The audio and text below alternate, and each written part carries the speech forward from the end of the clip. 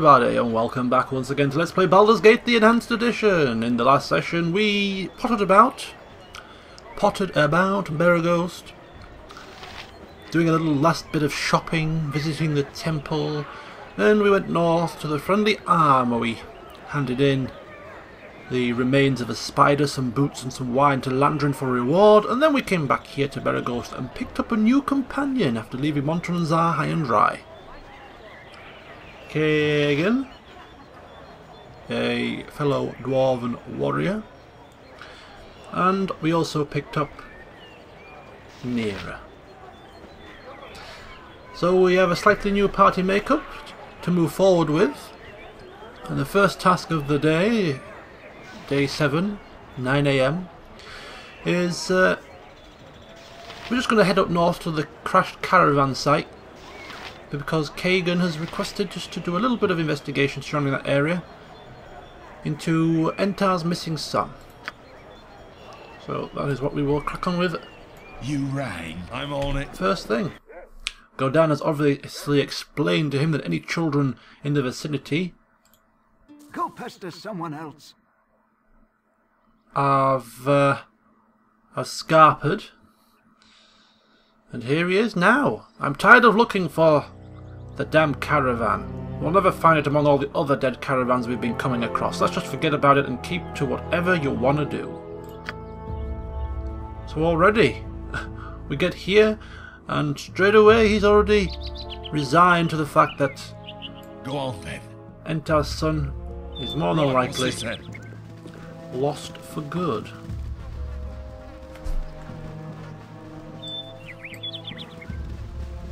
But I was thinking if Kagan was in the party when we came here, there might be a possibility of something happening. The members of this caravan met a violent death. While there is no evidence to suggest it, you would surmise that bandits must be responsible. I need an L. Sure.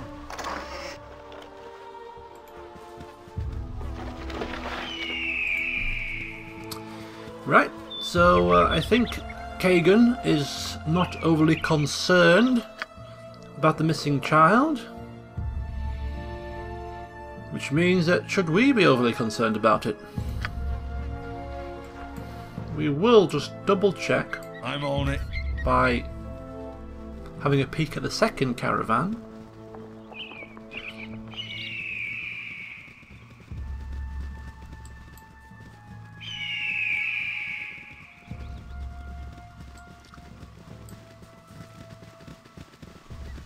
Nope, nothing to speak of. Okay. So, that means Entar's son is going to have to go unfound at this moment in time, and we've sighted an enemy. Ah, it's a gibbling. Spit it out. Those highly feared creatures. I'm on it.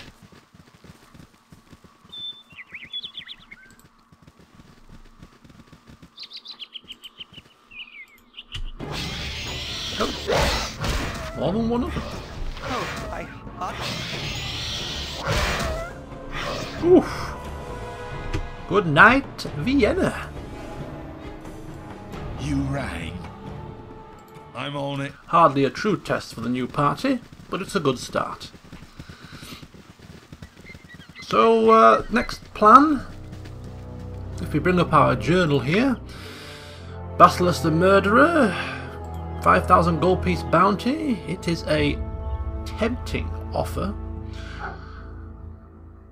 but a man with a bounty that big on his head is going to be no easy pickings, and we are fresh-faced adventurers, and we could do with a bit more experience, a bit more battle prowess.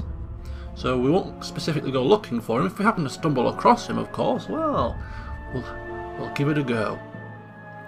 Keeping an eye out, of course, for Mirianne's husband. She lost him. Oh, he went to down south, so we'll keep an eye as we're en route to Nashkel. Half ogres near Beregost. This is a possibility, but again, a half ogre fortress in the mountains doesn't sound like something that we should be rushing on headfirst into just yet. So there's only one thing to do by the looks of it, and that is to head down south to Nashkel, as per Khalid and Jaheira's wishes, if only to stop their incessant whinings. Spit it out. The search for Entar's son was over before it even began. After clapping eyes on the first wrecked caravan and with no child in sight, Kagan declared himself done with the investigation. Godan wasn't best impressed with his fellow dwarf's lack of determination for two reasons. First, by Kagan's own admission, Entar Silvershield was a man of some authority and standing, and also would no doubt pay a handsome sum for the return of his child, a point that would warrant a more thorough search, surely. And second, having someone of such low resolve wouldn't bode well for the future of the party. What if they were in the middle of a particularly demanding battle? Would he turn tail and run at the first sign of danger? It certainly is worth keeping an eye on. On the other hand, it could just be that he has some insider knowledge on the situation with Entar's child and wanted to at least show willing to strangers, just in case they were to bump into Entar on their travels. Alright, so travelling south to the wooded area just to the south of Beregost. Apparently it's just a stone's throw away, taking no hours at all.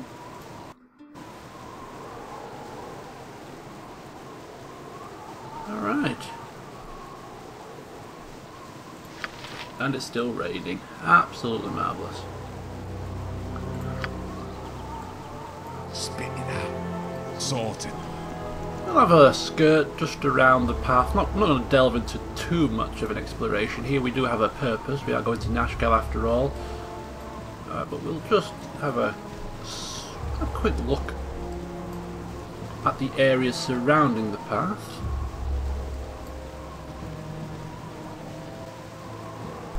As the party make their way towards Nashkel, it is noticeably obvious that the general mood is much more palatable than it was with the volatile Montron and Zar present. Jaheira and Khalid are enjoying once again being out in the open air, surrounded by the calmness and tranquility of nature. Imoen and Nera are eagerly chatting with each other and giggling in sporadic intervals, clearly revelling in getting to know each other, which just leaves Godan and Kagan. Kagan doesn't seem the talkative type, but nonetheless that doesn't stop Godan from quizzing him. Kagan remains tight-lipped about his past, and the only time he divulges any information about himself is when the topic of conversation turns to beer. Shadow Dark Ale is Kagan's favourite, a type of ale not yet sampled by Godan. The ale has a dark brown clouded bubbling appearance with a yellow foamy head and has a light yet bitter taste. It was first served at the Old School Inn in Shadowdale, but is now more readily available. Whoop.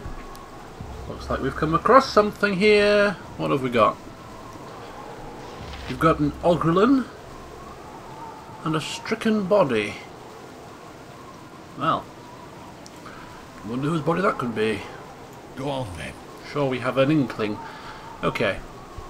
Never met an Ogrelin before, don't know exactly how tough they are, but we'll just continue with our usual tactic of attack! You mess with me, you mess with you. In fact, there's two of them.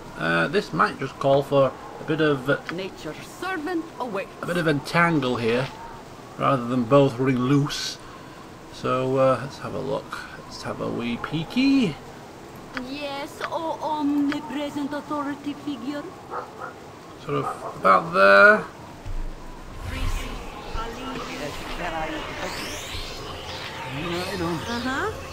You're a queer fellow. Sure, we're well away from it.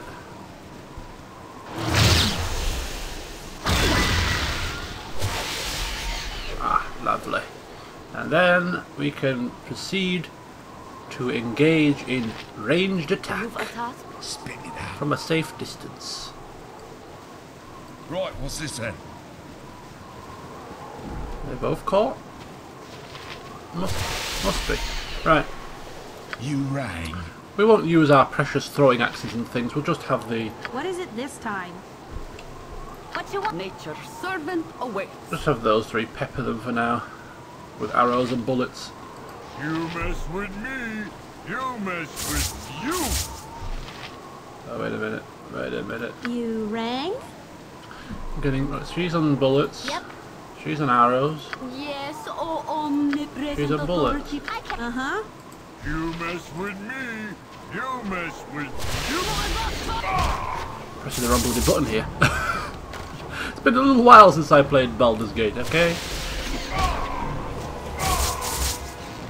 Oh, as soon as he broke loose. Right, where's the other one? Right, what's this then? He's down here. What is it this time?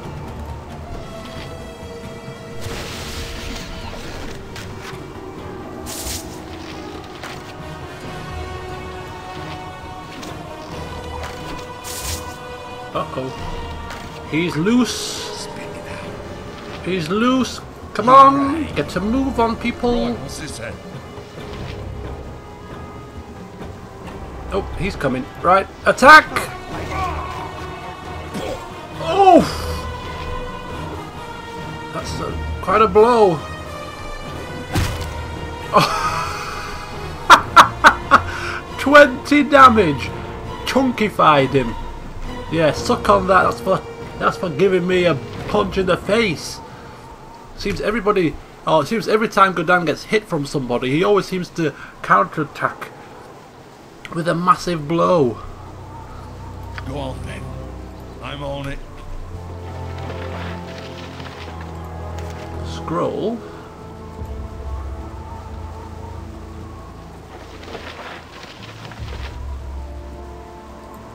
And a studded necklace with Zyos gems. Very fancy.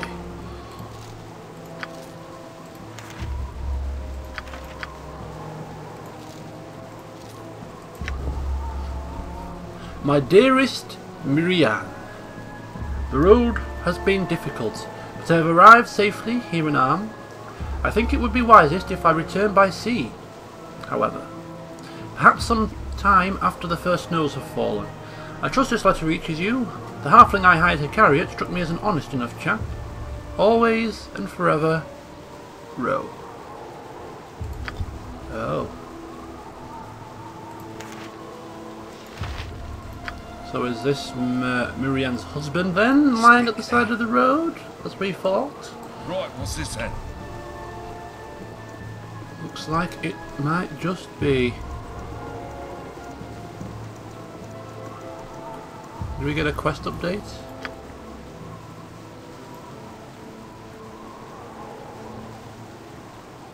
Unless this is the halfling that was hired to carry the note back. Possibly.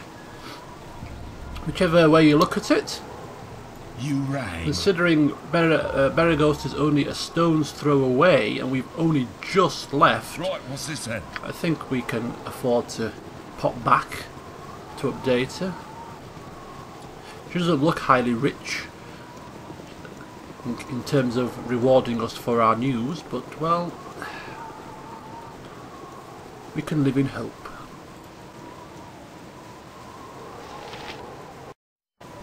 Whilst en route back to Beraghost to inform Mirianne that her husband is safe and well, Imoen takes the opportunity to enlighten the party on what it is they have just defeated and show off the knowledge she has picked up from her studies at Candlekeep.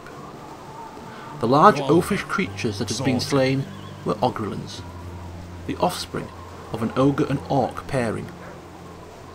Most Ogrelins look very similar to their orc sires and have light red eyes, greyish skin and black hair, although a small percentage do show ogre characteristics. They also have visible bony protrusions on their bodies, usually around their joints. Ogrelins exhibit brutish and violent behaviour, although they are slightly more cunning than their larger sires. They are driven single-mindedly towards combat, and can often be seen chuckling wickedly to themselves during particularly brutal fights. Spit it out. Sorted. Okay, sending Imoen to do the smooth talking. She's good at this emotional stuff. What you want? I've done had enough of this. Salutations. So Mirianne is reading the note. Yep.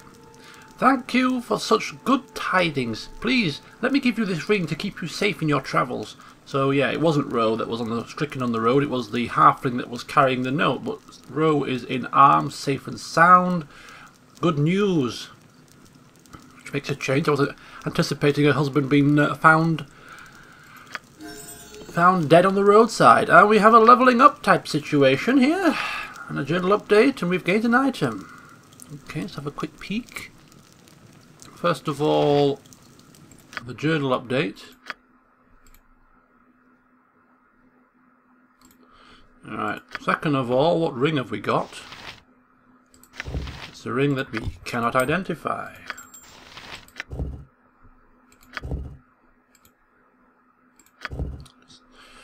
We'll have to give it to Nera to identify once she has an identify spell when she rests up for the night. But Mirianne has leveled up. She's going to become a level 2 thief. We can't pick a proficiency, but we can pick some skill points for her thieving. Okay, so 25 for the first level, and I believe 10 for every subsequent level. So I'm going to pick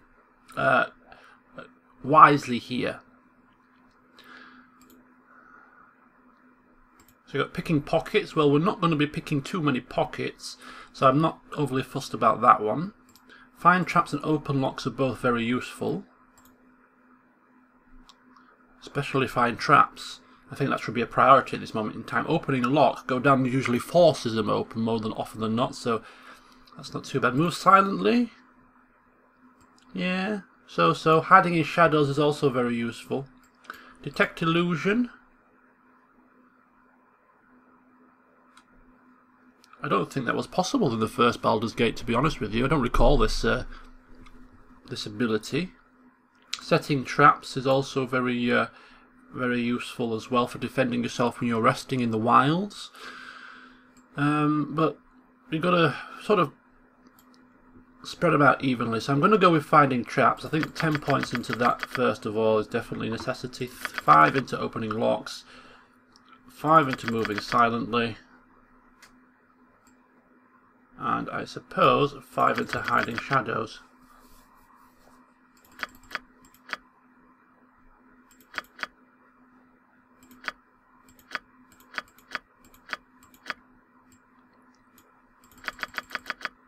I suppose hiding in shadows is more important than moving silently for now, to be honest. Okay. I think that's fine. There you go, level 2 thief. Well done, Mirianne. You rang. I'm on it. Sorted. Now where were we? That's right.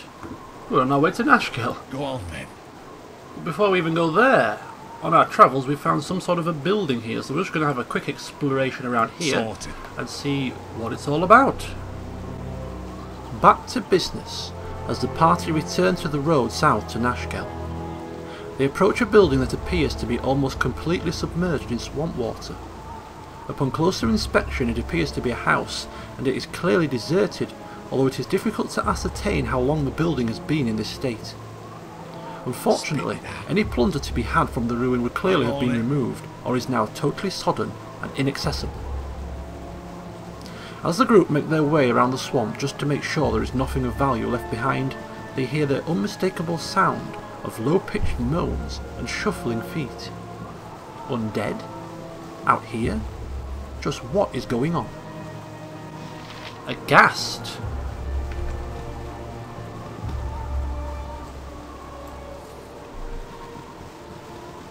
Undead folks. What are they doing around here?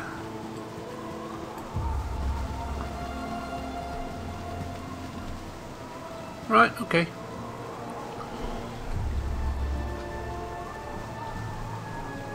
We'll keep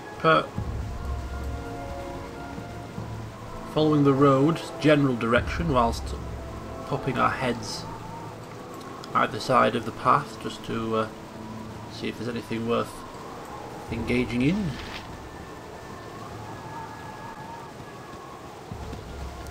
As the group slowly make their way down the road, whilst keeping their eyes peeled for anything that might prove to be useful, they hear a loud shout in the distance, and turned to see 3 heavily armoured guards approaching. Flaming Fist mercenaries they claimed to be, pursuers and eradicators of bandits. I serve the Flaming Fist! Oh.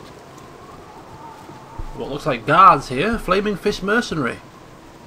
You there! You're under arrest for banditry and highway robbery. We know you're part of that bandit group who's been terrorising the coastway. Give yourselves up, or there will be trouble. Banditry? Highway robbery? Bit of petty thievery perhaps, but this is false allegations, clearly. Yeah. As tempting as it is to do the talking with our axes, I think we'll just try and at least explain ourselves first. Explaining that we are not part of any bandit group. Really? Why should we believe you? Why should you believe us? Why should you believe us? This is a little bit of sarcasm, of course, on Godan's part. Because of my warm smile and honest demeanour. Why do you bloody think? Sweet talking won't help you at all. Uh-oh. Uh-oh. I think we've said the wrong thing here. We can either surrender or we can fight. I don't see Godan being the type that wants to surrender. Uh-oh. They have plate armour. This is not good. This is why we should not engage in sarcasm, I think. You right. This is going to be tough. I don't hold much hope on this one. Right, anyway.